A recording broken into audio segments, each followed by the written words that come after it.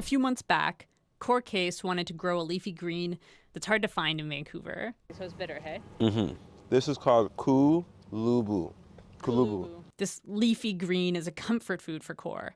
It grows in Uganda, where his family's from. He says it's also kind of rare in Vancouver. So if you want to eat it, you have two options. You cherish the times you do find it, or if you're Cor Case, activist, organizer, and burgeoning plantsman, you get a friend to get you some seeds and you grow it yourself. It literally came from the continent. It came from Uganda earlier this year. Yeah. Earlier this year. Earlier this year. Yes. Yes. And here it is. And here it is. Like staring out at the North Shore Mill. Yeah.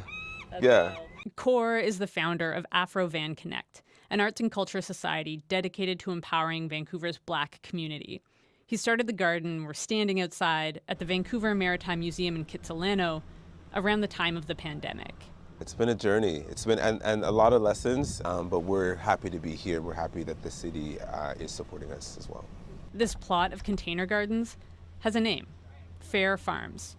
It's a place to experiment, grow, and donate garden staples like tomatoes and also traditional foods from the African diaspora, as well as indigenous crops like tobacco. Some foods are hard to get, obviously, climate-wise and also price point. So we wanted to kind of just have an experience of seeing if we could hybridize certain plants to this climate. And we have been successful some years and not so some other years because obviously the weather changes. Cor's work represents a broader effort to revitalize Afrocentric farming. Less than 1% of farm operators in Canada are Black. And even though BC has the most diverse population of farm operators in the country, Toyin Kayo Ajayi, founder of the Canadian Black Farmers Association, says he only knows of one Black farm owner in the province, himself. I think I'm probably the only Black farmer with a status in BC. Toyin says interest in growing Afrocentric food is growing. And growing local will make it more affordable and accessible. We need more people in that industry. If you don't have more people in the industry, there is no way we'll be able to make that culturally preferred food available in an abundant way. And there's a rich history of Black farming in BC. Many Black settlers, like Salt Spring Island's Sylvia Stark, were farmers. That's why Cor wants to make history tangible at his gardens, which, after all, are located at the Maritime Museum, a museum of Vancouver, places which have been criticized in the past for excluding Black histories and voices. This isn't lost on Cor, and it's also not lost on Denise Fong, Museum of Vancouver's curator of urban cultures. There's a lot of trust building that needs to happen. And with programs like these, where we're starting with a small project that's very focused on what the communities are already doing, is a way in which we want to start building that connection.